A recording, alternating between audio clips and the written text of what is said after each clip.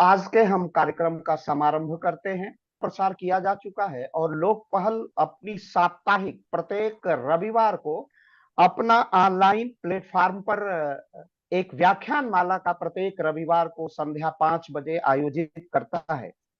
लोक पहल जैसा कि चित्र में ही दिखाई दे रहा होगा, मैं चूंकि लैपटॉप से जुड़ा हूं तो दिखाई दे रहा होगा। लोक पहल के 5 वैचारिक केंद्र हैं, या हमारे 5 पंच महाभूत हैं, या यूं कहें कि हमारे 5 सांस्कृतिक अधिष्ठान हैं, वैचारिक अधिष्ठान हैं। प्रथमतः एकांत मानववाद के प्रणेता पंडित दीनदयाल उपाध्याय, भारत रत्न और हिंदू महासभा के पूर्व राष्ट्रीय अध्यक्ष और बीएचयू के संस्थापक पूज्य मदन मोहन मालवीय, महामना मदन मोहन मालवीय, राष्ट्रीय स्वयंसेवक संघ के चतुर्थ सरसंघ चालक पूज्य राजेंद्र सिंह आख्यान रज्जू भैया, राम मंदिर आंदोलन की प्रखरता के प्रतीक पुरुष ब्रह्मलीन महंत अवैधनाथ जी, और राम मंदिर आंदोलन को निरंतर गत्यात्मक ऊर्जा प्रदान करके उसे जन जन का विषय, जन भारत की जनमानस का विषय बनाने वाले तेजस्विता के तेज पूज्य अशोक जी सिंघल हमारे सांस्कृतिक अधिष्ठान के केंद्र हैं, हमारे वैचारिक ऊर्जा के स्रोत हैं। हम इसी सांस्कृतिक राष्ट्रवाद को जन जन तक पहुंचाने का प्रयास राष्ट्रीय स्वयंसेवक संघ के स्वयंसेवकों के द्वारा किया जाता है। राष्ट्रीय स्वयंसेवक संघ, जिनकी संघ अब बहुत है, जो लगभग 40 वर्ष जिनकी संघ आयु है, ऐसे डॉक्टर विजय कुमार सिंह जी जो प्रयाग विश्वविद्यालय से हैं, और संघ के बड़े प्रकल्प स्वदेशी जागरण मंच के राष्ट्रीय प्रचार टोली के प्रमुख हैं, ऐसे डॉक्टर विजय कुमार सिंह लोक पहल के संयोजक हैं। लोक पहल के अन्य जो स्वनाम धन्य नाम हैं, उसमें professor Alok Chauhan Meerut institute of technology के निदेशक हैं। सर सुंदरलाल चिकित्सा विज्ञान संस्थान काशी हिंदू विश्वविद्यालय के वरिष्ठ वैज्ञानिक डॉक्टर संतोष कुमार सिंह इसके अग्रणी कार्यकर्ताओं में है, महत्वपूर्ण स्तंभों में है। इसी प्रकार वीर बहादुर सिंह पूर्वांचल विश्वविद्यालय जौनपुर के प्रबंधन विभाग के प्रोफेसर अवनीश पार्थीवकर इसके प्रमुख स्तंभ हैं या कार्यकर्ता हैं, और इसके अध्यक्ष के रूप में डॉक्टर बाबूलाल आर्या जी हैं, जो लोक पहल के अध्यक्ष हैं, जिनका बड़ा प्रशासनिक अनुभव है और जो प्रयाग विश्वविद्यालय के पूर्व कुल सचिव रह चुके हैं। तो ये हमारा लोक पहल है, और लोक पहल का एकमात्र उद्देश्य सांस्कृतिक राष्ट्रवाद को प्रचारित प्रसारित करना है।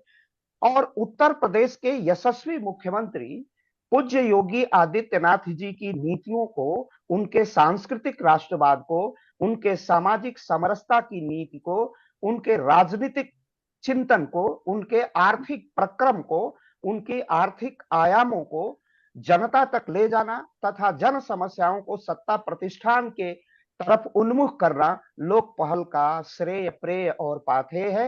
लोक पहल इसी अधिष्ठान पर, इसी वैचारिक क्षितिज पर अपना कार्य प्रारंभ करता है, अपना कार्य करता है और अनवरत किया करता है। और सोशल मीडिया में उसके 1 लाख से अधिक फॉलोवर्स हैं, और यह हम यूट्यूब के माध्यम से, उसके फेसबुक के माध्यम से, ट्विटर के माध्यम से और सोशल मीडिया के जितने साधन हैं उसके माध्यम से हम प्रचार प्रसार अपने लोक पहल का करते हैं। लोक पहल निस्वार्थ रूप से भारत की सभ्यता, संस्कृति और उसके सनातन का प्रचार प्रसार करता है, निस्वार्थ भाव से। यह कोई राजनीतिक संगठन नहीं है, एक सांस्कृतिक संगठन है, एक सांस्कृतिक हस्तक्षेप है, एक सामाजिक हस्तक्षेप है, जो जनता के मध्य जाकर अपने कार्यों का संपादन करता है। सांस्कृतिक राष्ट्रवाद देश की सनातन की, देश की संस्कृति के रक्षा का सदप्रयास करता है। सनातन जो अविरल यात्रा करता है, सनातन जो सन अविरल रूप से, निरंतरता से प्रचारित प्रवाहित है, उसी सनातन के संरक्षण, उसी सनातन के रक्षण, उसी सनातन के जो भाव जनमानस से विलुप्त हो रहे हैं, उस विलुप्त भाव को पुनः हर हृदय में, हर मस्तिष्क में अंकुरित करने का, वो अंकुरित है, उसे और पुष्पित, पल्लवित और धारदार बनाने का प्रयास ही, प्रयास की संज्ञा है उसी की परिभाषा है लोक पहल। सांस्कृतिक राष्ट्रवाद, संस्कृति सभ्यता से युक्त समाज, प्रशासन और राष्ट्र बनाने की ओर अग्रसर इस संयोजन का नाम है लोक पहल। और जैसा कि आज का बहुत ही महत्वपूर्ण विषय है, वह है भारतीय दर्शन में सनातन धर्म।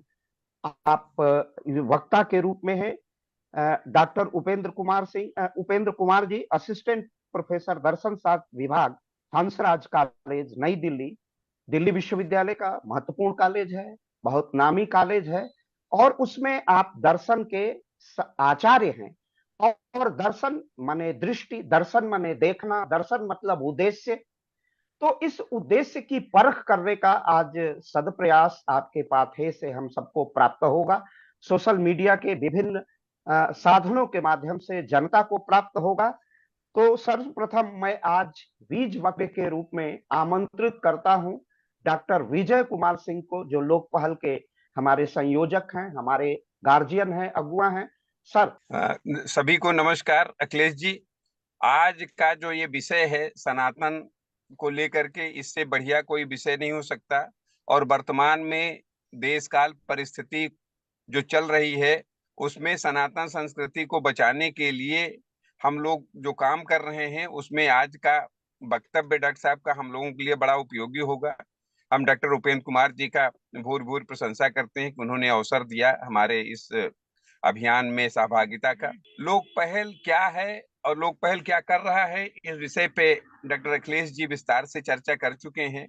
हम केवल ये कहना चाहेंगे कि जब तक समाज के भेदभाव को नष्ट करने में जब तक हम सफल नहीं होंगे, तब तक सनातन को हम मजबूती नहीं दे पाएंगे।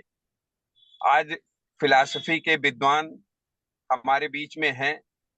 फिलॉसफी की फाउंडेशन में इथिक्स और इथिक्स का ही इम्प्लीमेंटेशन हमारे सनातन संस्कृति की रक्षा में बहुत सहायक सिद्ध होगा। जैसा कि हम जानते हैं कि भारत के प्रधानमंत्री ने जातियों की व्याख्या आज की काल परिस्थिति में बहुत अच्छे ढंग से किया है। वही जातियां जो उन्होंने बताई हैं, वो हमारे किसान हैं, मजदूर हैं। हाँ, तो हम ये कहना चाह रहे थे कि सनातन की रक्षा के लिए सनातन में जो पहले विकृतियां पैदा की गई हैं, उनको हमें समाप्त करना होगा। और उन विकृतियों को समाप्त करने में इथिक्स का महत्वपूर्ण योगदान होगा, वैल्यूज का महत्वपूर्ण योगदान होगा। और इथिक्स और वैल्यूज को ही प्राथमिकता देते हुए प्रधानमंत्री जी ने जाति वर्ण व्यवस्था के नाम पे जो कुरीतियां थी, उसको खत्म करने के लिए आज की परिस्थितियों को। सब आपकी आवाज नहीं आ रही है। मुझे भी आ रही है, मुझे भी आ रही है, मुझे भी आ रही है। तो हम लोग ये चाहते हैं कि भाई साहब नहीं सुन पा रहे होंगे, हम लोग सब लोग सुन पा रहे हैं आपको। हमारे देश के प्रधानमंत्री जो चार जातियां बताई, युवा, मजदूर, किसान और हमारी माताएं बहनें मतलब महिला, इन चार जातियों की संरक्षा और सुरक्षा करके इनके आत्मबल को बढ़ाना, इनके आत्मविश्वास को बढ़ाना और इनको स्वावलंबी बनाना। अगर ऐसी व्यवस्था में हम कामयाब हो गए तो निश्चित रूप से सनातन की रक्षा करने के लिए हम सक्षम हो जाएंगे। ऐसा आपकी आवाज आ नहीं रही है। तो अब हम ये कहना चाहते हैं कि पूरा अवसर हम आज के वक्ता को देते हैं। जो चीजें हमारी आवाज में नहीं आ पाई उसको हम आगे कहेंगे, लेकिन हम रिपीट करके समय को और वक्ता के काटना नहीं चाहेंगे। लिहाजा हम आशा करते हैं कि अगली बार जब हम मिलें तो और व्यवस्थित ढंग से अपने विषय को प्रस्तुत करें। हम अब माननीय उपेंद्र कुमार जी से अपेक्षा करेंगे कोई विषय प्रस्तुत करें। धन्यवाद। सभी को धन्यवाद, सभी को नमस्ते, मेरा सादर नमस्ते। इस मंच पर पहली बार मैं बोल रहा हूँ। इसके पहले बहुत सारे फिलॉसफी के ऐसे संस्थान हैं जहाँ पर इस विषय पर बोला गया है। तो मैं सबसे पहले, जो मेरी पूरी समझ है वो दर्शन शास्त्र को लेके ज़्यादा है, क्योंकि मैं लगभग 25 वर्षों से दर्शन शास्त्र का अध्ययन किया हूँ और विगत 15 साल से इस विषय को पढ़ा रहा हूँ। तो एक मेरी नई दृष्टि है।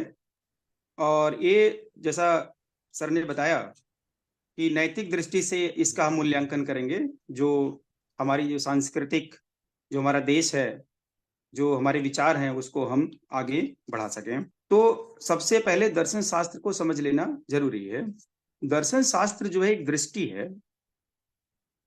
दृष्टि जब तक आपकी डेवलप नहीं होगी तब तक ये मान के चलिए कि जो हमारा ज्ञान है वो सतही ज्ञान है, या जो हमारा ज्ञान है पूरी तरह से सैद्धांतिक हो सकता है।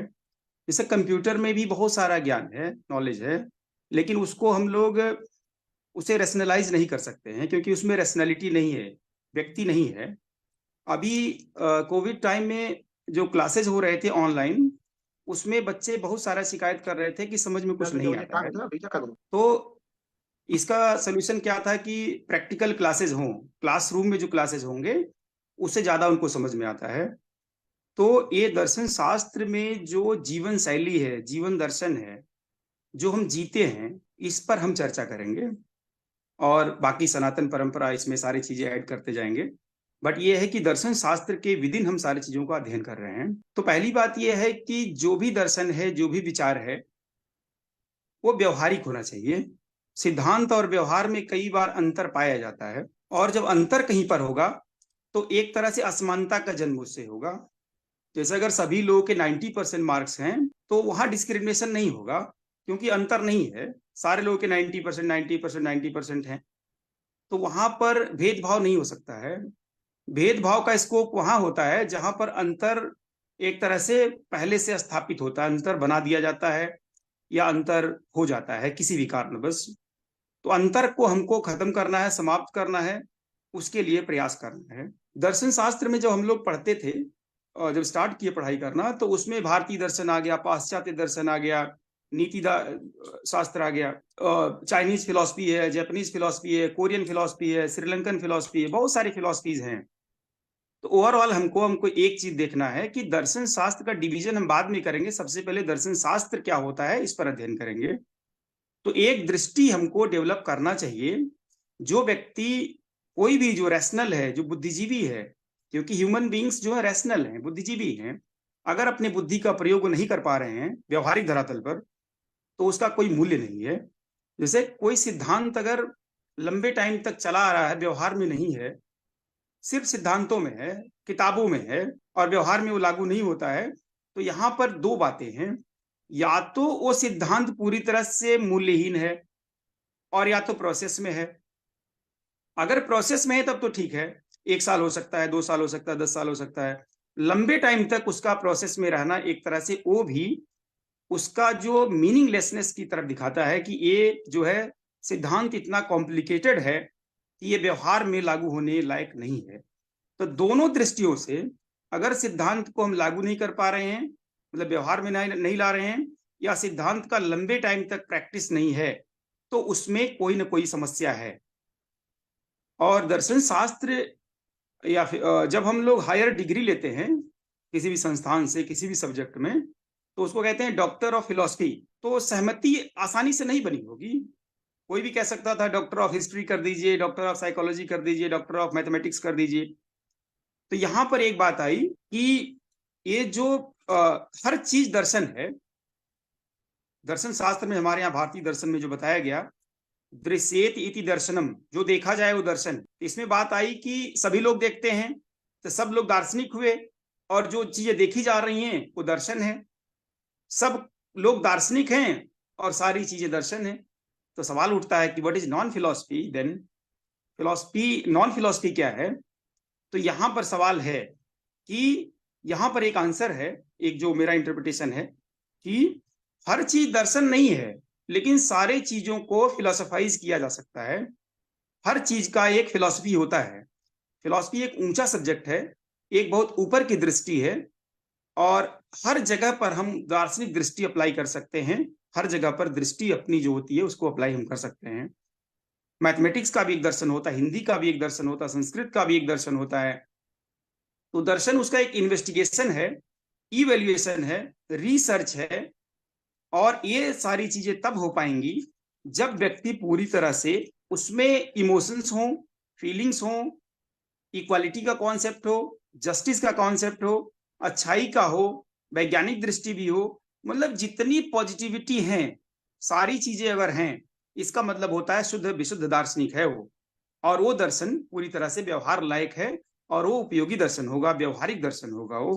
तो इसमें जब हम बात करते हैं तो इंफॉर्मेशन सबसे पहले आता है कि सबसे पहले हमारे पास इंफॉर्मेशन होने चाहिए, सूचनाएं होनी चाहिए, ज्ञान होने, जानकारी होनी चाहिए, फैक्चुअल इंफॉर्मेशन होने चाहिए, नंबर 1। और ये आएगा स्टडी से, ये आएगा पढ़ाई से, समझ से आएगा। जब तक हम इसको पढ़ेंगे नहीं तब तक समझदारी डेवलप नहीं होगी। तो सबसे पहला जो कंडीशन है, जो मैं समझता हूं, कि व्यक्ति को इंफॉर्मेटिव होना चाहिए, सूचनात्मक होना चाहिए, हर एक चीज को की सूचना उसको हो। स्पेशली उसका जो डिपार्टमेंट है, जो विभाग है, जो स्पेशलाइजेशन है, उस पर एक सूचना होनी चाहिए, नंबर 1। दूसरी बात यह है कि सूचना के उपरांत हमको उसका ज्ञान जो होता है, ज्ञान या दृष्टि एक डेवलप होनी चाहिए। सूचनाएं बहुत सारी आ गई, अब दृष्टि डेवलप हुई नहीं तो सिर्फ सूचना मात्र रह गई। जैसे कंप्यूटर में बहुत सारी सूचनाएं हैं लेकिन ज्ञान उसको नहीं कहेंगे। तो दर्शन में जो ज्ञान होगा वो कहीं ना कहीं से अनुभव जगत में आना चाहिए। फिर वही बात आई कि व्यवहार में जरूर लागू होना चाहिए। तो दर्शन जगत में हमको कहीं ना कहीं से जो हमारा ज्ञान परंपरा है, जो हमारी भारतीय ज्ञान परंपरा है, वो दर्शन की परंपरा है जो है अनुभव से ही अटैच्ड है, अनुभव उसमें शामिल है। और जो ज्ञान होगा वो अच्छा ज्ञान होना चाहिए, कंस्ट्रक्टिव नॉलेज होना चाहिए, व्यवहार में जो अप्लाई हो सके, उसमें कुछ गलत नहीं होना चाहिए। जैसे हम कोई बात अगर कहते हैं, 1000 बातें अच्छी हम बोल जाएं, लेकिन यह है कि सारी बातें झूठ हो, अप्लीकेबल नहीं है, तो ये सही नहीं है। हम 4 बात अगर सिर्फ बोलें और एप्लीकेशन की अगर उसमें पोटेंशियल है, क्षमता है, तो बहुत अच्छी बात है। 4 ही बात से हम जिंदगी जी सकते हैं, 4 बात मेरे लिए अच्छी है। तो कहने का मतलब ये है कि सिद्धांत और व्यवहार में जितना कम गैप होगा या गैप नहीं होगा, वो दर्शन ज्यादा सटीक होगा। तो यहाँ पर हम लोग इसमें आगे बढ़ते हैं कि जब हम दर्शन शास्त्र को पढ़ते हैं तो हम किस पुस्तक को अपना रिलायबल या ऑथेंटिक ग्रंथ माने। तो बहुत सारे धर्म के लोग हैं, उसमें एक पुस्तक मानी गई है। तो हमारा जो धर्म है वो लिबरल अप्रोच है, उसमें बहुत सारी पुस्तकें हैं। आप गीता को पढ़ते हैं तो भी आप सनातनी हैं, आप गीता को नहीं पढ़ते हैं तो भी हैं, आप महाभारत जानते हैं, आप रामायण जानते हैं, रामचरितमानस जानते हैं। ये इसमें प्रयास है, आप जो जितना प्रयास करेगा उसकी अंडरस्टैंडिंग और दृष्टि उतनी अच्छी होगी। उसमें एक कंडीशन सिर्फ है कि वो व्यवहार में उसे लागू करने का प्रयास करे। और जब उसे समझ में आ जाती है बातें, जब उसकी दृष्टि डेवलप हो जाती है, तो उसमें एक बात होती है कि एक्सेप्टेबिलिटी की स्वीकृति जरूर होना चाहिए। अगर मान लीजिए मैंने सारा इन्वेस्टिगेट किया और मुझे लगा ये बात सही है, तो मुझे स्वीकृति की मेरे पास क्षमता होनी चाहिए, स्वीकार करने की इसमें क्षमता होनी चाहिए। जैसे हमारे यहाँ जितने भी दर्शन हैं, स्पेशली हम एक उठाते हैं शंकराचार्य को। शंकराचार्य ने जो फिलॉसफी दी, जो दर्शन है वो अद्वैत का है, नॉन ड्यूअल का है। नॉन ड्यूअल, द्वैत नहीं है, मतलब उसको एक भी नहीं कहेंगे, 2 भी नहीं कहेंगे, 3 भी नहीं कहेंगे, मतलब इस तरह से है कि सब मिलाकर के भेद नहीं है, किसी प्रकार का भेद नहीं है। और अगर भेद नहीं है, इसका तात्पर्य है कि पूरी तरह से सब कुछ आइडेंटिकल है, समान है। तो जो लोग कहीं से भेद करते हैं, जो हमारे प्रधानमंत्री जी या बताते हैं कि ऐसा नहीं होना चाहिए, उसको फॉलो करते हुए, या बहुत सारे जो सनातन परंपरा में जो बातें कही गई हैं, जो हमारे भारतीय दर्शन में या दर्शन में जो बताई गई हैं, उसमें भेद नहीं होना चाहिए, डिफरेंस नहीं होना चाहिए। जहां भी डिफरेंस आया उसमें असमानता आनी ही है। और असमानता अगर आ गई तो उसमें एक प्रॉब्लम आएगी कि हम तो अपने लोगों को खुश कर पाएंगे, अपने लोगों को, लेकिन दूसरों को खुश नहीं कर पाएंगे, दूसरों को सेटिस्फाई नहीं कर पाएंगे। तो इसमें जरूरी होता है, इंपॉर्टेंट ये होता है, अपने लोग तो खुश हैं ही, जो अन्य हैं, जो बाकी लोग हैं, उनको भी सेटिस्फाई करना है। क्योंकि हमारे दर्शन का उद्देश्य, हमारे नीति शास्त्र का उद्देश्य एक है कि एक वन टू मैनी। जैसे मैं खुश रहना चाहता हूं तो मैं चाहता हूं कि सारी ब्रह्मांड के लोग खुश रहें। जैसे जो वसुधैव कुटुंबकम की बात की गई है, जो बात की गई है कि सर्वे भवन्तु सुखिना, ये बात की गई है, तो सभी के कल्याण की बात की गई है। अगर सभी लोग हैं और सभी के पूरा कुटुंब है, पूरा दुनिया, पूरा संसार एक कुटुंब है, तो मुझे लग रहा है कि यहाँ पर कहीं भेदभाव आने का स्कोप नहीं होना चाहिए। अगर है तो ह्यूमन एरर है, ये दर्शन शास्त्र की कमी नहीं है। कुछ लोग कहीं से कुछ कोटेशंस ले आएंगे, कहीं से ढूंढ करके। अगर हजारों पेज का कोई ग्रंथ लिखा गया है, उसमें 1-2 कमियां हैं भी, तो ठीक है, उस पर ही सिर्फ हाईलाइट मत करिए, उसको, उस नेगेटिविटी को सिर्फ आप मत लीजिए।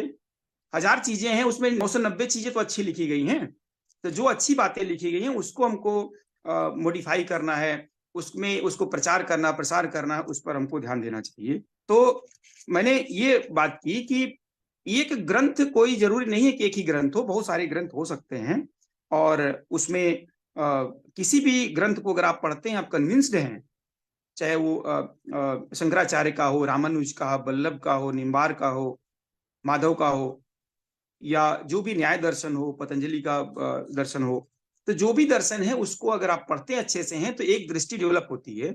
और अच्छा होगा कि सारे दर्शन को पढ़े जाएं, सारे दार्शनिक विचारों को देखे जाएं, और जब हम सारे दर्शन को पढ़ते हैं तो हमारी दृष्टि, क्योंकि ह्यूमन बीइंग्स रैशनल हैं, तो कोई ना कोई जरूर उसमें विचार जो है पॉजिटिविटी की तरफ ही आपको ले जाएगी। उसके बाद आपको ये देखना है कि आप में पोटेंशियल क्या है।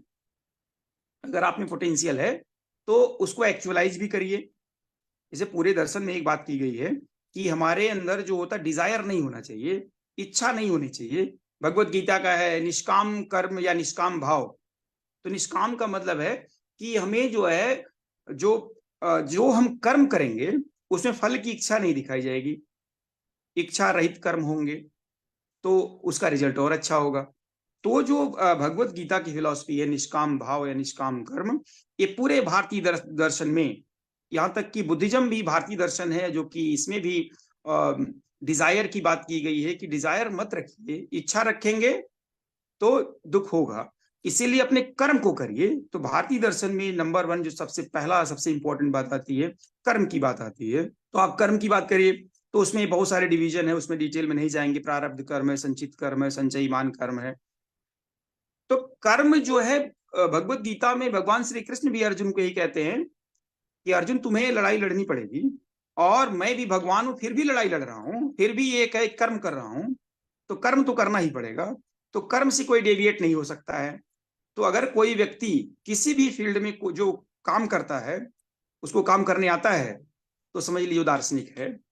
अगर वो चीजों को समझता है, उसकी भी अपनी एक दृष्टि है, उसका मूल्यांकन करने का तरीका है, तो इसका मतलब है वो कहीं ना कहीं से अपने अनुभव का उपयोग कर रहा है, वो इनलाइटनमेंट की तरफ बढ़ रहा है। उसका कहीं ना कहीं से विचार जो है बहुत ही सुदृढ़ विचार है, और आगे वो कहीं ना कहीं से वो जो उसका पोटेंशियल है एक्चुअलाइज होने की क्षमता रखता है।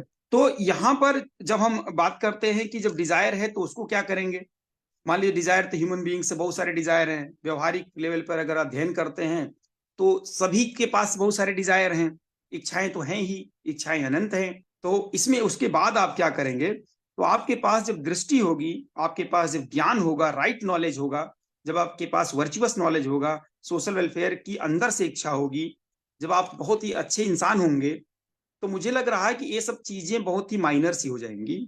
मेजर वर्क आपका हो जाएगा कि हमें कुछ ना कुछ कंट्रीब्यूट करना है। हमारी इच्छा ये है कि हमारे जो जीवन का मिशन है वो कहीं ना कहीं से सोशल वेलफेयर है, जो अभी मैंने बताया कि वसुधैव कुटुंबकम की जो बात की गई है उस तरीके का। त्याग की भावना भी इसमें आएगी, बहुत सारी चीजें इसमें ऐड होती चली जाएंगी। उसी में एक अभी एक दो मैंने किसी का स्टेटमेंट देखा, तो जैसे आशुतोष राणा जी का एक स्टेटमेंट है कि अगर आपके पास पोटेंशियल है, तो अगर आपके पास डिजायर है तो पोटेंशियल पैदा करो, अगर पोटेंशियल नहीं है तो डिजायर खत्म कर दो। अगर कोई इच्छा रखते हैं हमारे पास 1 करोड़ की गाड़ी होनी चाहिए, तो आपके पास पोटेंशियल होना चाहिए, अगर नहीं तो पोटेंशियल, अदरवाइज इसको छोड़ दो इच्छाओं। तो ये बात इसमें है कि कहीं ना कहीं से ये जितनी बातें लोग कर रहे हैं आज के टाइम में, वो कहीं ना कहीं से प्रभावित होते हैं भगवत गीता से। कहीं ना कहीं से उनका टेक्स्ट कुछ ना कुछ भारतीय दर्शन या कोई दर्शन का स्टडी है, जो अपने अनुभव में उतार करके उनको लगता है कि वो भी कुछ ना कुछ कंट्रीब्यूट कर सकते हैं। और अदरवाइज आपका जो ज्ञान होगा वो कहीं ना कहीं से बहुत सारा डिवाइडेड नॉलेज होगा, एक टुकड़ों में नॉलेज होगा, लेकिन यूनिफॉर्मिटी उसमें होनी चाहिए। ज्ञान में हमेशा जो होता है यूनिफॉर्मिटी होनी चाहिए। यूनिफॉर्मिटी अगर होगी तो उसके बाद जो है, एक तो अंतर नहीं होगा, दूसरी बात यह है कि उसके बाद जो है आप खुद अपना रास्ता तय कर सकते हैं। इसमें आपको ऐसा योग्य बनाया जाता है, या आप में एक ऐसी रेशनैलिटी के बेसिस पर, रीजन के बेसिस पर आपको ऐसा लगता है कि आप इस पोजीशन में हैं कि आप खुद ही कंट्रीब्यूट कर सकते हैं, खुद ही सब कुछ कर सकते हैं। अपना दीपक खुद बन सकते हैं आप। और जब आपको लगता है कि आप किसी पोजीशन में, किसी भी फील्ड में कुछ कंट्रीब्यूट करने की क्षमता रखते हैं, तो ये आपका दर्शन है, ये आपकी फिलॉसफी है।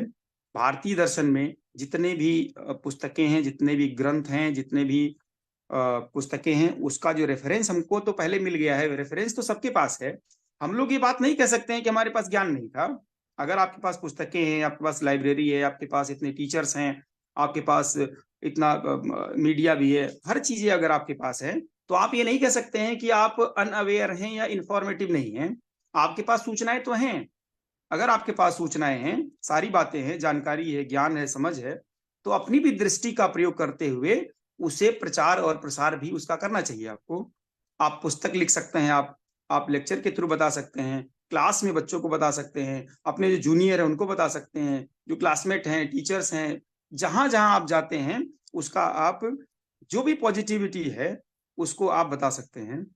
और कई बार ऐसा होगा कि आप नेगेटिव भी होते हैं, तो इसका मतलब होता है कि आपके पास इतना आर्ट ऑफ बीइंग हैप्पी, मतलब एक तरह से समझ होनी चाहिए उस दुख को, उस परेशानी को ओवरकम कर सके। कई बार होता है कि आप को समझ में नहीं आता है कि इसमें कैसे क्या किया जाए, तो वहां पर अनुभव ही काम में आएगा। जो अनुभव है, जो आपकी बुद्धि है, जो आपकी समझ है, उस समझ का यूज करके आप हैंडीकैप नहीं बनेंगे। आप वहां पर अपना परिचय देंगे, आप अपना भी कंट्रीब्यूट करेंगे आप उसमें। तो ज्ञान की दृष्टि से आप भारतीय परंपरा, भारतीय ज्ञान जो परंपरा है, उसमें जो सिद्धांत और व्यवहार का जो मैंने स्टार्टिंग में जिक्र किया कि उसमें भेद कम होना चाहिए, गैप कम होना चाहिए। जितना मिनिमाइज आप कर पाएंगे उतना दर्शन आपका सफल होगा। क्योंकि आलोचक जो होते हैं आपसे आलोचना करेंगे, वो सवाल करेंगे आपसे, और हर जगह पर गलतियां, कमियां होती हैं। तो कमियां अगर हैं तो उसे एक्सेप्ट कर लेते हैं, क्या प्रॉब्लम है? बहुत सारी चीजें, भगवान तो है नहीं, हमको सारा चीज पता है। हर आदमी, जीवन एक ही है, इसी में अनुभव भी करना है, इसी में गलतियां भी करनी है, इसी में अच्छा मैसेज देना है, इसी में कॉन्ट्रीब्यूट भी करना है। तो हो सकता है, संभावना है कि बहुत सारी जगह पर कुछ कमियां रह गई हों, तो उसको हम सुधार करेंगे। वो सुधार तब होगा जब आप अच्छे इंसान हैं। तो किसी भी देश का, किसी भी दार्शनिक का, किसी भी दर्शन का को अगर ये डिक्लेयर करना हो, पहचानना हो, आइडेंटिफाई करना हो कि ये दर्शन अच्छा है कि नहीं, तो उस इंसान को देख लीजिए, पता चल जाएगा आपको। इतनी रैशनैलिटी होती है। कहते हैं 2 साल का बच्चा छोटा होता है, उसको भी एक बार थोड़ा घूर दीजिए तो देखेगा नहीं आपको, वो समझ जाता है। तो लोग समझते हैं, ऐसा नहीं है, कुछ हाइड आप नहीं कर सकते हैं। जैसे कुछ लोग कहते हैं कि तुमने तो मुझे बताया ही नहीं, आपने तो मुझे बताया ही नहीं, तो मैं ये कर देता, मैं वो कर देता। फिर ऐसा नहीं है, आपको बहुत कुछ अच्छा चीज पता था, लेकिन वो अच्छा चीज आप नहीं कर पाए। इसका मतलब होता है कि सबको अपना पोटेंशियल पता होता है, समझ पता होती है, और वो उसके लिए तैयार नहीं होते हैं। सही बात तो ये है। तो यहाँ पर जिस बात को मैं जोर दे रहा हूं कि एक्सेप्टेबिलिटी, अगर आपको कोई चीज पता चल जाता है तो उसको स्वीकार करने में सबसे बड़ी दिक्कत होती है। जैसे मान लीजिए कि अगर कोई बताए हमको कि जो भी आपने अध्ययन किया वो गलत है, 40 साल से जो अपने जीवन जिया है वो गलत है, इसका एक और अच्छा पैरेलल एक अप्रोच हो सकता है। हमें एक बार विचार करना चाहिए। हो सकता है कि हम सही से ना समझे हो, हमको रिवैल्यूएशन करना चाहिए, पुनर्मूल्यांकन करना चाहिए, अपने आप को रीथॉट, रीथिंकिंग प्रोसीजर एक अलग देखना चाहिए। हो सकता है कोई गलती रह गई हो, क्योंकि जो गलतियां हैं उसकी पॉसिबिलिटी हमेशा बनी रहती है। और हमारा उद्देश्य क्या है? हमारा उद्देश्य है कि कहीं ना कहीं से यूनिफॉर्मिटी बनी रहे, अच्छाई का प्रसार होता रहे, अपने देश का भी अच्छा नाम हो। जहां भी जाएं, कोई क्रिटिसाइज करे तो हमारे पास पूरे प्रॉपर आर्गुमेंट्स होने चाहिए कि उस चीज को डिफेंड करने के लिए, या जो हमको क्रिटिसाइज कर रहा है उसकी बात को फॉल्सिफाई करने के लिए हमारे पास तर्क होने चाहिए। पता चल रहा है कि हमारे पास तर्क ही नहीं है, और कई बार होता है कि हम गलत तर्क देते हैं। जो तर्क है, वितर्क है, जल्प है, वितंडा है। तो बात यह है कि सबसे पहले आप कन्विंस्ड हो जाइए उस बात से, जिस बात के लिए लोगों को आप कन्विंस करना चाहते हैं। सबसे पहले अपने आप से पूछिए, अंतरात्मा से, कि क्या जो मैं बात कह रहा हूं ये उपयोगी है? क्या जो मैं बात कर रहा हूं मैं इससे कन्विंस्ड हूं? अगर उसके बाद आप उसे अप्लाई करना चाहते हैं तो मुझे लग रहा है कि इस पर ज्यादा विचार नहीं किया जाना चाहिए, उसको अप्लाई किया जाना चाहिए। तो इसमें भारतीय जो दर्शन है उसमें जो उसकी नैतिकता है, क्योंकि किसी भी धर्म से, किसी परंपरा से अगर नैतिकता को, मोरल कॉन्सेप्ट को अगर हम डिलीट मार दें, हटा दें, तो धर्म बचता ही नहीं है। इसीलिए इसमें सबसे ज्यादा इंपॉर्टेंट बात है कि हमको मोरालिटी को, नैतिकता को रखना पड़ेगा। तो नैतिकता का मूल्यांकन कहां से होगा? कि ये नहीं है कि लोग अच्छा करें उसके बाद मैं करूंगा अच्छा, ऐसा नहीं है। मैं अच्छा करते जाऊंगा, लोगों को अनुभव करने दीजिए, लोगों को सोचने दीजिए। लोग क्या सोचते हैं इस पर हमको नहीं ज्यादा सोचना है। हमको ये सोचना है कि जो मेरी ड्यूटी है, मैंने अपना कर्तव्य किया या नहीं किया। क्योंकि दूसरों के कर्तव्य के लिए मुझे नहीं पकड़ा जाएगा कि लोगों ने क्या किया है। मेरे कर्तव्य के लिए मैं जिम्मेदार हूं। इसलिए जो मेरी जिम्मेदारी है, जो मेरी रिस्पॉन्सिबिलिटी है, कि उस पर खरे उतरना, उस पर हमको पूरा प्रयास करना चाहिए। हर एक व्यक्ति को जो जिस फील्ड में काम कर रहा है, जैसे मैं फिलॉसफी में काम कर रहा हूँ, नैतिकता में, भारतीय दर्शन में काम कर रहा हूँ, नीति शास्त्र में काम कर रहा हूँ, तो इस पर मेरी एक समझ होनी चाहिए। जो लोग दूसरे अन्य सब्जेक्ट्स में काम कर रहे हैं उस पर वो समझ बनाएं। जो लोग अपने अपने एरिया में जहां जहां लोग काम कर रहे हैं, सारे लोग अपने कर्म को करें। कर्म तो करना ही पड़ेगा। तो कर्म के बेसिस पर ही अगर सब लोग अपना कर्म करना शुरू कर दें ईमानदारी से, तो मुझे लग रहा है कि कोई भी देश बहुत ही उसमें कोई नेगेटिविटी नहीं बचेगी। सबसे बात तो इंपॉर्टेंट यही है कि पोटेंशियल जो आपका है उसको एक्चुअलाइज करो। जो भी आप में पोटेंशियल है, अच्छी बातें सीखना, अच्छा पढ़ाई करना, उसको मानना, जो मान गए उसको प्रेरित करना लोगों को इसी चीज के लिए। और कभी भी सिर्फ किताबों में लिखी हुई जो बातें हैं सिर्फ उसी पर नहीं चलना है। दिमाग को भी थोड़ा सा एक्टिव रखना है, चीजों को मूल्यांकन भी करना है। अगर कुछ है तो उसे आप एक दिशा दे सकते हैं, क्योंकि ये एक आप दार्शनिक हैं, एक विचारक हैं, एक बौद्धिक प्राणी हैं। और कई बार होता है कि हम लोग सोचते हैं कि जैसे मैं दूसरे को धोखा दे दूं। तो ये अगर दो ऑप्शन हो, धोखा खाना हो और धोखा देना हो, तो धोखा खा लीजिए, धोखा दीजिए नहीं। अगर धोखा आप खा लेंगे, देखिए अगर आप धोखा किसी को दे देते हैं तो पता नहीं वो क्या सोचेगा, कि उसका मेंटल स्टेटस क्या है, स्टेज क्या है। हो सकता है कि वो सुसाइड कर ले, हो सकता है बहुत नेगेटिव हो जाए, हो सकता है कि बर्बाद हो जाए, हो सकता है उसको संभाल ना पाए हो। लेकिन अगर हम लोग एक दार्शनिक, एक विचारक हैं, एक थिंकर हैं, ये सोचते हैं, अगर हम लोग को कोई धोखा दे देता है, इस बात को हम लोग ये मानेंगे, हो सकता है कि उसकी समझ उतनी ही रही होगी। क्योंकि क्षमा करने की जो प्रवृत्ति है हमारे दर्शन में बहुत पहले से ही है। ऋषि परंपरा में भी बहुत सारे जगह पर क्षमा करने का भी एक मेथड है। तो ये है कि हम लोगों को ये भी सोचना चाहिए, अगर कोई हम लोगों को चीट करता है, धोखा देता है, तो हम लोग को ये सोचना चाहिए, हो सकता है कि उसकी समझ उतनी ही रही हो, कुछ ना कुछ सोच करके माफ कर देंगे। जीना तो जी ही रहे हैं, क्योंकि हमारे पास कला जीने की है, आर्ट है, और हमारे पास समझ है, क्योंकि हमारा मिशन क्लियर है, हमको क्या करना है, लोगों के लिए कितना करना है, पूरा जीवन समर्पित है। इसीलिए एक छोटी छोटी बातें अगर कोई धोखा दे भी देता है तो उसकी अल्प अज्ञानता या जो अनअवेयरनेस है उसके बेसिस पर उसको माफ कर देंगे। तो ये सब देखते हुए अभी मैं पूछ सकता हूँ क्या समय कितना हमको और आगे मिलेगा? अभी आपके पास समय है, बोलिए, अपनी अच्छा, बात को संपूर्णता में व्यक्त करिए, पूरा समय हाँ है। ठीक है, ठीक है। तो यहाँ जो जितनी बातें हुई उसमें क्या है कि हमको कहीं ना कहीं से, अगर नेगेटिविटी है उसको ओवरकम करना है, उसको जितना पॉजिटिव बना सकते हैं, आप में जितनी क्षमता है वो कोशिश करनी चाहिए। और बहुत सारी समस्याएं हैं उसका समाधान नहीं है, और जिन समस्याओं का समाधान नहीं है वो वास्तव में समस्या होती ही नहीं है। उसको हम लोग कई बार समस्या मान लेते हैं। कई बार होता है जो चीजें बदल नहीं सकती हैं उसको हम समस्या अगर मान ले तो समस्या ही है, लेकिन एक्चुअल में समस्या नहीं है वो। इसीलिए हम लोग को ये प्रयास करना चाहिए कि जो समस्याएं हमारे पास हैं, प्रॉब्लम्स हैं, क्योंकि जो हम लोग पढ़ते हैं, पढ़ाते हैं, रिसर्च करते हैं, तो प्रॉब्लम्स ऑफ द कॉन्सेप्ट पढ़ते हैं। प्रॉब्लम्स को हमको आइडेंटिफाई करना पड़ेगा। जब तक आप प्रॉब्लम आइडेंटिफाई नहीं करेंगे उस पर काम नहीं हो सकता है। तो प्रॉब्लम्स को जब हम आइडेंटिफाई कर लेंगे तो एक चीज हो जाएगा। एक काम मैंने कर लिया है कि मेथोडोलॉजी जो मेरी है, जो प्रोसेस है, जो प्रोसीजर है, उसमें मैंने एक पॉइंट को आइडेंटिफाई कर लिया, समझ लिया कि ये मेरी प्रॉब्लम है। वो प्रॉब्लम्स बहुत सारे पार्ट्स में हो सकती है। प्रॉब्लम्स को हम सोल्यूशन ओरिएंटेड प्रॉब्लम्स को लेंगे। ये नहीं कि कोई प्रॉब्लम, डिफिकल्ट प्रॉब्लम अगर आप ले लिए या इम्पॉसिबल प्रॉब्लम्स ऐसे ले लिए जिसका सोल्यूशन ही नहीं है, वो ठीक नहीं है। आप अपने पोटेंशियल को देखते हुए ऐसी प्रॉब्लम्स को आप उठाइए जहां पर आप सोल्यूशन दे सकते हैं, और वहां पर कोई कोताही नहीं होनी चाहिए। अगर आप कुछ कंट्रीब्यूट कर सकते हैं कि इस समस्या के समाधान के लिए आप काम कर सकते हैं, तो आपको निश्चित रूप से उस पर काम करना चाहिए। तो काम करने में बहुत सारी प्रॉब्लम्स भी आएंगी, हर्डल्स भी हैं, तो डिवीजन कर लीजिए प्रॉब्लम्स को, और उसके बाद जो है सोल्यूशन जो आप देते हैं, तो जो भी आप सोल्यूशन देंगे उसमें एक चीज और भी है कि वो जो सोल्यूशन आपने दिया है वो किस दृष्टि से जस्टिफाइड है। बहुत सारे सोल्यूशन आपके होंगे वो वैज्ञानिक दृष्टि से जस्टिफाइड होंगे, जैसे न्यूटन या कोई भी लॉ ले लीजिए, कोई भी नियम ले लीजिए, कोई भी वो वैज्ञानिक नियम ले लीजिए, तो वैज्ञानिक साइंटिफिक तरीके से वो चीज जस्टिफाई होगा। मोरल कॉन्सेप्ट ले लीजिए, वो मोरालिटी से होगा जस्टिफाइड। जो साइंटिफिक नॉलेज है वो मोरालिटी से जस्टिफाइड नहीं होगा।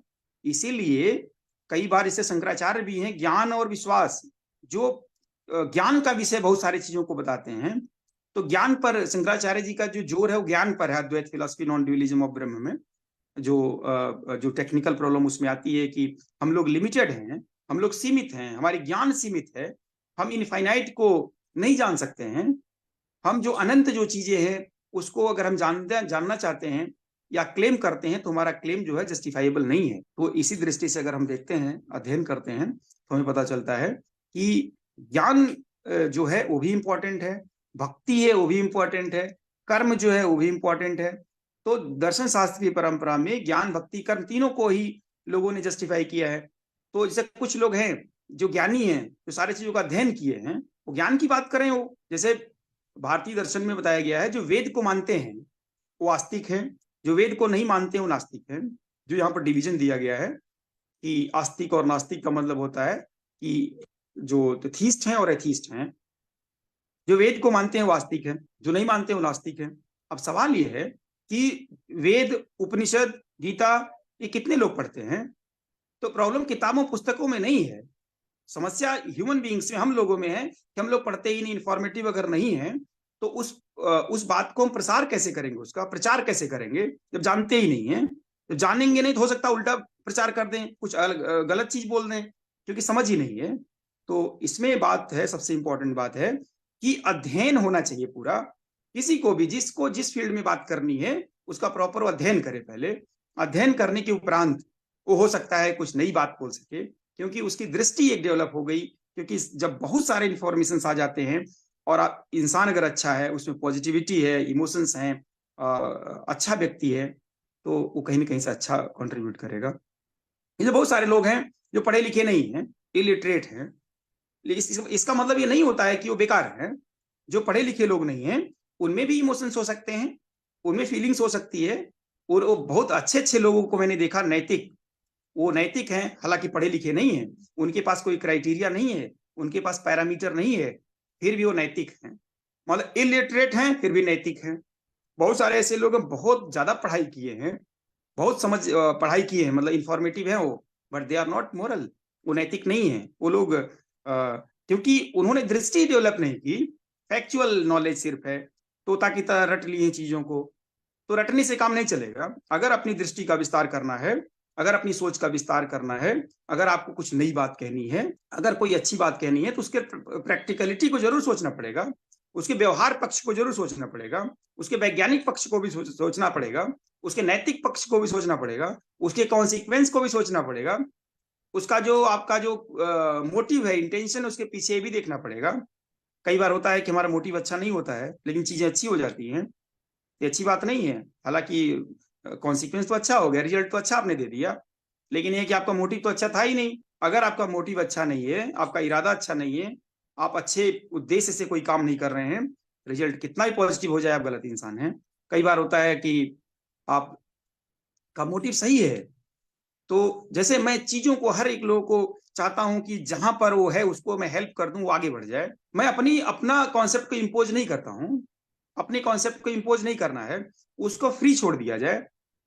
फ्रीडम की तभी तो हम बात करेंगे।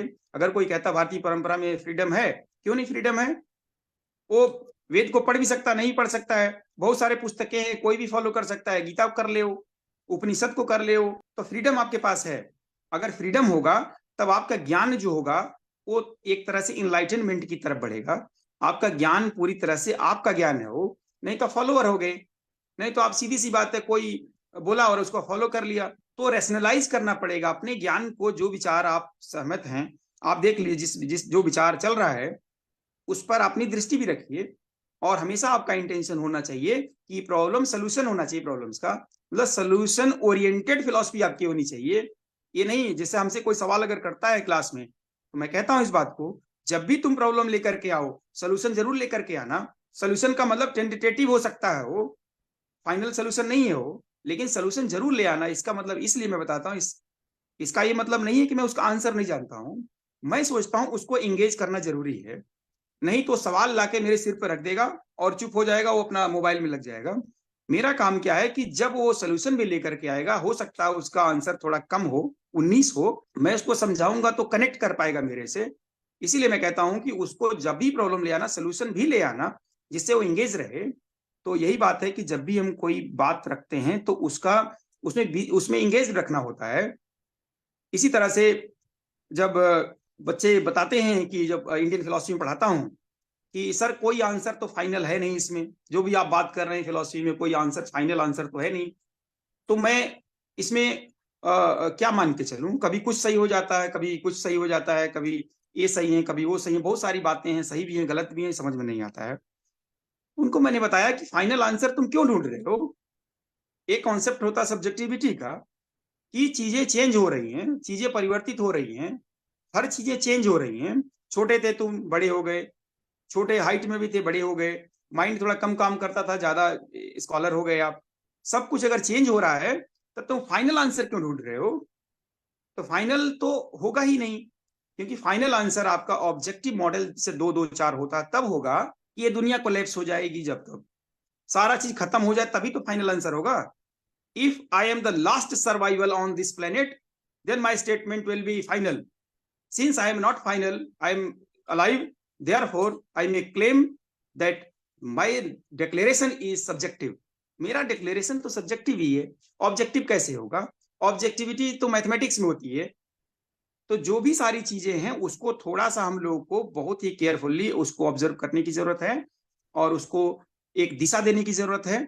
और हमें अपने आप को इम्पोज नहीं करना है कहीं पर, उसको ज्ञान वाला बना दीजिए। उसको इस टाइप से इंसान को, जो बच्चे हैं, जो लोग हैं जो फॉलो करते हैं, उनको ऐसा बना दीजिए कि उनको लगे कि हाँ जो बातें हो रही हैं सही है, ये बातें अब प्रैक्टिकल हो सकती हैं, ये बातें एप्लीकेबल हैं। आप पहले से हम लोग को नहीं बताना है। और हमारे दर्शन में ये इतनी स्वतंत्रता है कि द्वैतवादी हैं, अद्वैतवादी भी हैं, विशिष्टाद्वैतवादी हैं, शुद्धाद्वैतवादी हैं, भौतिकवादी भी हैं, प्रत्ययवादी भी हैं, तो मोनिस्ट भी हैं, ड्यूअलिस्ट भी हैं, प्लूरलिस्ट भी हैं। तो कहने का मतलब है कि जो भी आप विचार रखते हैं, अपने विचार रखने की आपके पास स्वतंत्रता है। और इसी स्वतंत्रता में अगर आप इंफॉर्मेटिव हैं और आप स्वतंत्र हैं, मानवीय दृष्टिकोण है, तो आप कहीं ना कहीं से समझ बना लेते हैं कि हमारे जो भगवत गीता में इतनी अच्छी अच्छी बातें लिखी गई हैं कि 4 लाइन पूरा जीवन परिवर्तित कर देगा। लेकिन किसी को उस गीता से, बहुत सारे लोग हैं वो नहीं पढ़ते हैं, नहीं समझते हैं, नहीं उसको अप्लाई करते हैं। लेकिन बहुत सारे ऐसे लोग हैं कि जो उस किताब को, पुस्तक को एक आधार ग्रंथ मान करके उसको पढ़ते हैं और जीवन उनका पूरी तरह से सही हो जाता है। जैसे उसमें कर्म फल की जो बात की गई है, फल की इच्छा नहीं करना है, कर्म करना है, कितना अच्छा कॉन्सेप्ट है। और उसमें एक एग्जाम्पल दिया गया है, और बच्चे ने एक बार हमसे क्लास में इस तरह से पूछा कि सर ये बताइए कि एक माँ है, उसका बच्चा मर गया है, और किस आधार पर गीता को फॉलो करते हुए आप कह सकते हैं कि ये जो डेथ हुई है बच्चे की, ये अच्छा है? किस आधार पर इसे आप कह सकते हैं कि जो हुआ वो अच्छा हुआ? क्योंकि भगवत गीता में बताया गया जो भी हुआ है सब अच्छा है। अब सवाल तो हर जगह पर किसी के लिए बहुत सारे कॉम्प्लिकेटेड क्वेश्चंस हो सकते हैं, तो उसके लिए अगर हम पढ़े लिखे हैं, हमारी समझदारी है और उसको हमने सही से पढ़ा है, तो उसका आंसर हमारे पास है। उसमें एक कॉन्सेप्ट डिराइव होता है प्री डिटर्मिनिज्म का, पहले से चीजें डिसाइड हैं। और अगर पहले से चीजें डिसाइड हैं तो इसका मतलब होता है कि आप उसमें कुछ नहीं कर सकते हैं। जैसे डेथ है वो सर्टेन है कि 80 साल में होगी, कि 90 साल में होगी, 100 साल में होगी। बहुत सारी चीजें ऐसी हैं डिसाइडेड हैं। और अगर चीजें डिसाइडेड हैं तो आप क्या कर सकते हैं? बच्चा मर गया है, ऑप्शंस क्या है माँ के पास? माँ जा करके खुद भी जहर खा ले। चल रहा है कि पिताजी हैं, वो भी, उनको भी दिक्कत आ गई, वो भी भाई हैं, वो पता चल रहा वो भी पंखे से लटक गए। तो बात यह है कि हमको बचना है। जो हो गया उसे भूल जाइए। जो हो गया, प्री डिटर्मिनेशन को आप मानते हैं तो उस चीज को आप भूल जाइए। हमको ये देखना है कि मुझे क्या करना है। अब यह है कि उस चीज को मानते हुए डेथ इस बच्चे की हो गई है, हमको जो है अपना काम करना है। तो काम कर्म जो करना पड़ेगा, तो उस कर्म की मैं बात कर रहा हूं कि चाहे वो व्यक्ति हो, चाहे भगवान हो, हमारी भगवत गीता को फॉलो करते हुए अगर हम देखते हैं तो कर्म को हमको मानना पड़ेगा, कर्म को करना पड़ेगा। ये जितने कर्म हैं, जो डिवीजन मैंने डिटेल में नहीं दिया, वो कर्म की अगर हम बात करते हैं तो ये सब चीजें भारतीय दर्शन में नया है। बहुत सारे बाकी दर्शन हैं, वो लोग रीबर्थ को नहीं मानते हैं, वो लोग मतलब पुनर्जन्म को नहीं मानते हैं, वो लोग बहुत सारे कॉन्सेप्ट को लोग नहीं मानते हैं। लेकिन हमारे भारतीय परंपरा में पुनर्जन्म को भी माना गया है, रीबर्थ जो है, इनलाइटनमेंट भी है, जीवन मुक्ति की भी बात की गई है शंकराचार्य में, जैसे कि जीवन मुक्ति की जो बात की गई है। ऐसा नहीं है कि मरने के बाद, पहले ही अगर हम समझदार हैं, सारे चीजें बहुत अच्छी है, पढ़े लिखे हैं, समझदार हैं और मेडिटेटिव है, जैसे तो इनलाइटेंड हम हो सकते हैं जीवन में ही। अगर सारे डिजायर से अगर हमको मुक्ति मिल जाती है, आप पूरी तरह से मुक्त इंसान है, मतलब है कि आपको अटैचमेंट किसी चीज से नहीं है, तो ये बहुत अच्छी बात होगी आपके लिए, जो कि एक अच्छा दृष्टि आपका वहाँ होगा। तो कंक्लूजन में यही है कि भारतीय दर्शन बहुत ही एक अच्छा विषय है। भारतीय दर्शन में नैतिकता को हम इग्नोर कभी नहीं कर सकते हैं, और नैतिकता का हर एक स्टेप पर जितने भारतीय दार्शनिक हैं, चाहे वो जितने भी दार्शनिक हैं जो लिस्ट बनाई गई है, उसमें सभी में नैतिकता बहुत ही टॉप लेवल की नैतिकता है। उसको फॉलो करते हुए अगर 100 बातें कही गई हैं, उसमें 4 बातें जीवन को परिवर्तित कर देंगी। इसीलिए जो भी बातें आपको अच्छी लगे, अगर उसे आप प्रैक्टिस में ला रहे हैं तभी सही है। इसलिए जीवन दर्शन बोला जाता है इसको। जीवन जीते आप हैं, सिर्फ किताब पढ़ते नहीं है, जीते हैं। जीना का मतलब होता है जो मैं बोलता हूं वही करता हूं, जो करता हूं वही बता भी रहा हूं, वही अप्लाई भी हो रहा है। कंफ्यूजन कब होता है कि मैं बोल रहा हूं कुछ और, दिख रहा है कुछ और, अप्लाई कुछ और हो रहा है, लोग मुझे कुछ और समझ रहे हैं, तो यहां पर बहुत सारी प्रॉब्लम्स आ जाएंगी। लेकिन यहां पर हमको ये देखना है कि अगर हमारे अंदर यूनिफॉर्मिटी है, जीवन जो जीता हूं वही दिख भी रहा है, तो ये बहुत अच्छा एक दर्शन होगा, बहुत अच्छा मैसेज जाएगा कि हम लोग का जो दर्शन है, जो भारतीय दर्शन है, जो नैतिकता का जो दर्शन है, बहुत ही उच्च कोटि का है, जिसे हमारी जो सनातन परंपरा है उसमें हर एक स्टेप पर, सारी जगह पर ये जो नैतिकता और दर्शन दिखता है। और इसमें जो है हम सारे लोगों को ये प्रयास करना चाहिए कि जो कहीं कमियां रह गई हैं, जो हम लोगों में कमी कहीं दिखती है सनातन परंपरा है कहीं पर भी, वो एरर भी हो सकता है, कुछ समस्या कुछ हो सकता है, इंटरप्रिटेशन गलत हो, लेकिन और भी बहुत सारी नई बातें उस पर लोग जोर दें, ना कि 1-2 पॉइंट कहीं पर कुछ भी लेकर के पूरे धर्म को, पूरे विचार को क्रिटिसाइज करने की मेरा मानना है इस तरह की दृष्टि लोगों में नहीं होनी चाहिए। Thank you so much. इतना मुझे कहना था इस पर, बाकी और भी बातें हैं, बट ये है कि नेक्स्ट लेक्चर में अगर ऐसा कुछ स्कोप होगा तो फिर मैं अपनी बात रखूंगा। सवाल कोई प्रश्न है तो मैं आग्रह करूंगा कि आप लोग पूछें। धन्यवाद। डॉक्टर उपेंद्र जी, ये हमारा एकल संवाद होता है जिसमें विषय का विशेषज्ञ को हम आमंत्रित करते हैं, मनीषी विद्वान को आमंत्रित करते हैं, और वो अपनी बात एकल रूप से ही प्रस्तुत करते हैं। उनका पाठ्य विषय वस्तु पर होता है, विशेष की विशेषज्ञता होती है। यही हमारी परंपरा है। चूंकि हम प्रश्न और उत्तर का answer session, question answer session नहीं करते हैं, उसका एक विशेष कारण है कि हम विभिन्न माध्यमों से, फेसबुक, ट्विटर, अन्य माध्यमों से हम डायरेक्ट प्रसारण करते हैं। ये तो एक छोटा सा प्लेटफॉर्म है जिसका हम उपयोग करते हैं इस रिकॉर्डिंग को प्रसारित करने के लिए। तो इसलिए प्रश्न उत्तर का क्रम हम नहीं करते हैं, और लगातार इसका फेसबुक और यूट्यूब पर सीधे इसका प्रसारण हो रहा है और दर्शकों के बीच ये जा रहा है। तो ये इसीलिए हम प्रश्नोत्तर नहीं करते हैं। तो आपका आज जो पाठ्य हुआ उसके लिए हम लोग आपका बहुत बहुत अभिनंदन करते हैं। आपने बहुत सारे प्रश्न का एक साथ विवेचना प्रस्तुत की है, उसकी दार्शनिक मीमांसा प्रस्तुत की है। आपने अपने आख्यान के प्रारंभ में ही बताया है कि जब हम शोध कार्य करते हैं, विशिष्ट कार्य करते हैं, जब हमको पीएचडी मिलती है, तो वो साइंस में भी डॉक्टर ऑफ फिलॉसफी है, वो आर्ट्स में भी है, और हर विविध विषयों में वो डॉक्टर ऑफ फिलॉसफी ही है।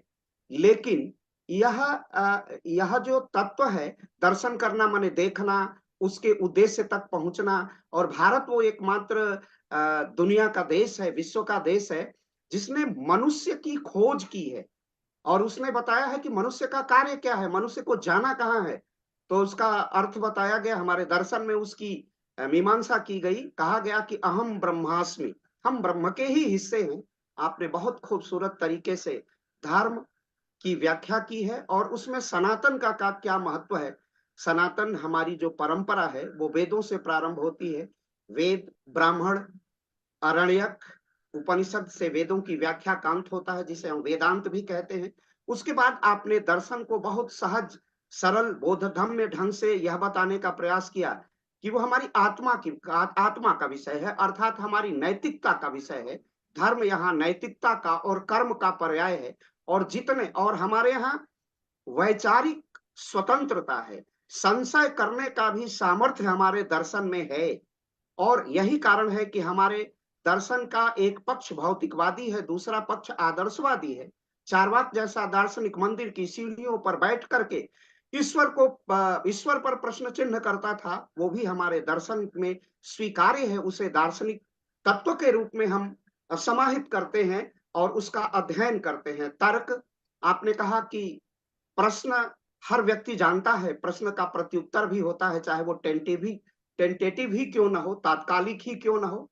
लेकिन ये भारतीय दर्शन की अपनी विशिष्टता है कि जिसमें शाश्वत और सामयिक दोनों तत्वों को एक साथ ले करके चलने की जो सामर्थ्य है, यही इसकी गत्यात्मक ऊर्जा है और यही इसकी गतिशीलता है और यही इसे शाश्वत और सामयिक दो परिधियों में विभक्त करके या दो पहियों के साथ यह प्रगति की ओर निरंतर अग्रसर है। जब दर्शन में भी परंपराएं बोझ बन जाती हैं तो हम उसका तर्पण कर देते हैं। हम लोगों ने कितनी परंपराओं का परित्याग किया है, हमने कितने सिंबॉलिक, कितने प्रतीकवाद को हटाया है, चाहे वो भवन का हो, भेषा का हो, भेषज हो, भूषा हो, हर चीज हमने परिवर्तित की है और हर चीज पर हम प्रश्न करते रहे हैं और प्रश्न का शाश्वत प्रत्युत्तर भी भारत के दर्शन में मिलता है। हमारा चाहे बड़े बड़े हमारे ऋषि महर्षि रहे हैं, आधुनिक युग में महात्मा गांधी रहे हो, तो जैसा आपने कहा कि महात्मा गांधी कर्म में डूबा हुआ आकंठ व्यक्तित्व था। हम याद नहीं करते हैं कि ध्रुव और प्रहलाद हजारों वर्ष तक जीवित रहे कि नहीं जीवित रहे, लेकिन काल के वक्ष पर कर्म का जो अमिट छाप है, हम उसे ही स्मरण करते हैं। और भारतीय दर्शन में पुरुषार्थ है, अर्थ, धर्म, काम और मोक्ष की परिकल्पना है और इसीलिए हम दुनिया के दर्शनों में श्रेष्ठ हैं, क्योंकि हमारा कोई पैगंबर नहीं है। धारेति इति धर्म, जो धारण करने योग्य है वही धर्म है और वह युग काल का परिप्रेक्ष्य होता है। उस संदर्भ और परिप्रेक्ष्य में क्या धर्म है, धर्म भी अपनी धारणा में गतिशील है और परिवर्तन होता रहता है और यह भारतीय दर्शन की अनूठी परंपरा है। आपने बताया कि आस्तिक की परिभाषा की गई, जो वेदों में आस्था रखे। एक नवीन दार्शनिक आता है, एक तरुण तेजस्वी आता है, वो कहता है कि जो अपनी आत्मा में विश्वास करे, स्वामी विवेकानंद, वही आस्तिक है। तो ये जो आस्तिकता, नास्तिकता और विविध मतांतरों के साथ भारत का जो शाश्वत तत्व है, उसकी संपूर्ण मीमांसा आपने अपने पूरे आख्यान में, पाथेय में प्रस्तुत किया है। लोकपहल आपका बहुत बहुत अभिनंदन करता है, यह आप ही का मंच है और पहले पूर्ण वृत्त होता है तब अर्थवृत्त की कल्पना होती है और दर्शन पूर्ण वृत्त है जहां संपूर्ण संशय का समाधान हो जाता है। यम नचिकेता का संवाद, कितने हमारे पूरी जो हमारी रामचरितमानस है वो 3 डायलॉग पर चलती है।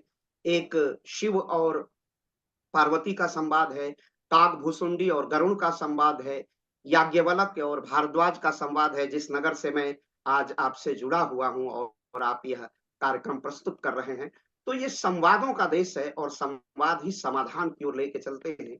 आपने बहुत सूक्ष्म तरीके से, बड़ी सरल, सहज और बहुत ही आकर्षक भाषा में आपने आज का पाठ्य प्रस्तुत किया है। आपने सनातन को भी, चूंकि ये विषय बहुत बड़ा है, लेकिन आपने बहुत अच्छे ढंग से उद्घाटित करने का प्रयास किया है और दर्शन को लोक जीवन से, व्यवहारिकता से, राष्ट्रीय जीवन से किस तरह चरित्र का निर्माण हो सकता है, उससे आपने जोड़ने का सदप्रयास किया है।